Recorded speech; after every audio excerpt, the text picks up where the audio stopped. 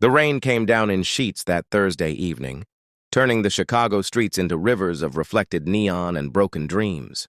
Sarah Chen stood under the awning of the closed laundromat, watching a young mother across the street struggle with a broken stroller, a crying toddler, and 3 plastic bags of groceries that were slowly splitting at the seams. The woman's shoulders shook, and Sarah couldn't tell if it was from the cold or from crying. She knew that feeling. She'd been there herself not so long ago, when the world felt like it was actively working against you, when one more thing going wrong might be the thing that finally breaks you. Sarah was late.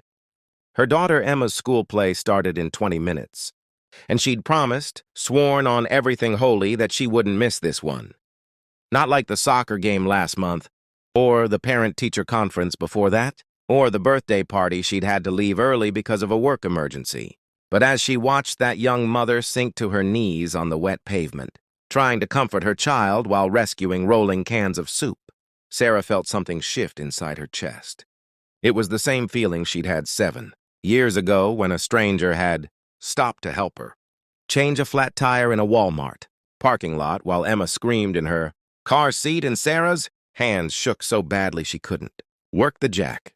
That stranger had been a woman too, older with kind eyes and steady hands, who'd refused Sarah's offer of the $20 bill she couldn't really afford to give away. "Just help someone else someday," the woman had said. "That's how we survive this life." The light turned green. Sarah could make it.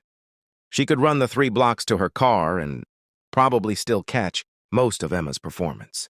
Her phone buzzed in her pocket, probably Emma texting, asking where she was. But Sarah's feet carried her across the street instead, through the rain, toward the woman who looked up with eyes so full of exhaustion and defeat that Sarah felt her heart crack clean down the middle. "Hey," Sarah said softly, kneeling down beside her. "Let me help." The woman's name was Maria, and her story spilled out in broken English and grateful tears as they gathered groceries and calmed the little boy, whose name was Diego and who was 3 years old and sick with a cold that wouldn't quit.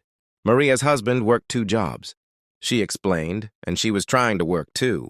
But daycare was so expensive, and the stroller, it was the only one they had.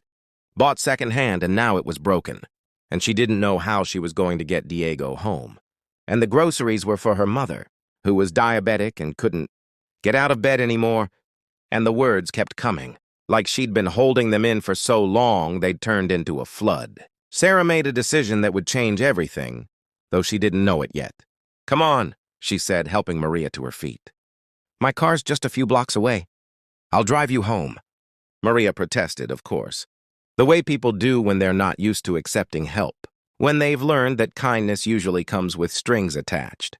But Sarah insisted, and something in her face must have convinced Maria that this wasn't charity. Wasn't pity. It was just one human being seeing another human being and refusing to look away. They drove through the rain-soaked streets, Diego falling asleep in the back seat. The broken stroller folded awkwardly in the trunk along with the groceries. Maria directed her to a part of town Sarah rarely visited, where the buildings leaned a little and the streetlights were spaced farther apart.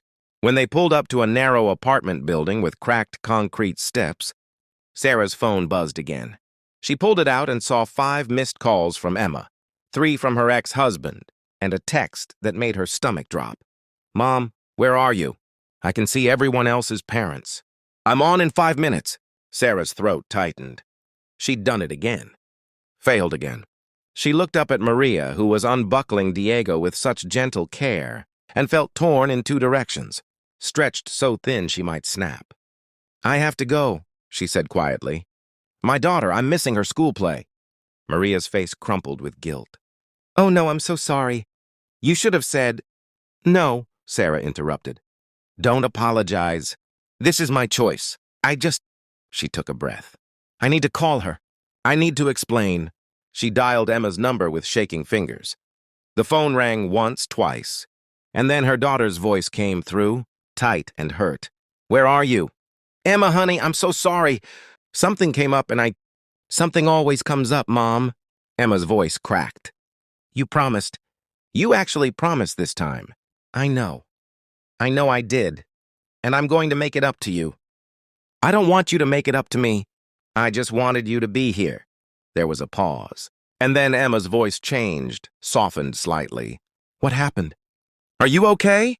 Sarah found herself explaining about Maria, about Diego, about the rain and the broken stroller and the moment of choice. She expected anger, expected her 13-year-old daughter to be furious at being abandoned again for a stranger. But instead, there was a long silence on the other end of the line. Finally, Emma spoke, and her voice was different, older somehow, sadder but wiser. Mom, do you remember when I was little and we got stuck at that Walmart and that lady helped us? Sarah's breath caught. You remember that? Not really, but you told me about it, a lot. You said that lady taught you something important. Emma paused. Go help her, Mom, I get it. But you have to come to the next thing, okay? You have to. Tears were streaming down Sarah's face. I promise, Em, I absolutely promise.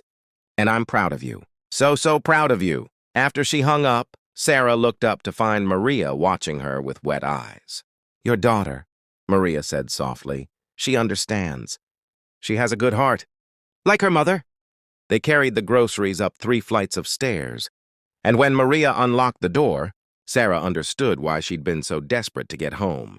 The apartment was tiny but spotlessly clean, and on a bed in the corner lay an elderly woman, Maria's mother, struggling to breathe. She needs her medicine, Maria explained. And the food. She hasn't eaten all day because I couldn't leave her to go shopping. Sarah helped Maria prepare a simple meal while Diego slept on a worn couch. As she chopped vegetables in that small kitchen, she learned that Maria had been a teacher in Colombia, that she dreamed of going back to school here but couldn't afford it, that her husband worked from 6 a.m. to midnight most days just to keep them afloat. She learned that Maria's mother had sold everything she owned back home to help them come to America, believing in the promise of something better. When it was time to leave, Maria pressed a small object into Sarah's hand. It was a tiny silver cross, worn smooth with age. My grandmother's, Maria said. I can't give you money, but I can give you this. It's protected our family for 3 generations. I can't take this, Sarah protested, trying to hand it back. But Maria closed Sarah's fingers around it. You have to, because someday when you need help, someone will help you, and you'll wonder why people can be so good. And you'll remember that kindness is a circle, not a line. It comes back around. Sarah drove home through streets that no longer looked so bleak, even in the rain. She'd missed Emma's play. She'd broken her promise again. But something had shifted in her understanding of what it meant to be a good mother, a good person. Sometimes keeping a promise meant breaking one. Sometimes being there for your child meant teaching them that being human means showing up for other humans, even when it's inconvenient, even when it costs you something. 3 weeks later, Sarah's boss called her into his office. She thought she was being fired. She'd been distracted lately, thinking about Maria, about how she could help more, do more.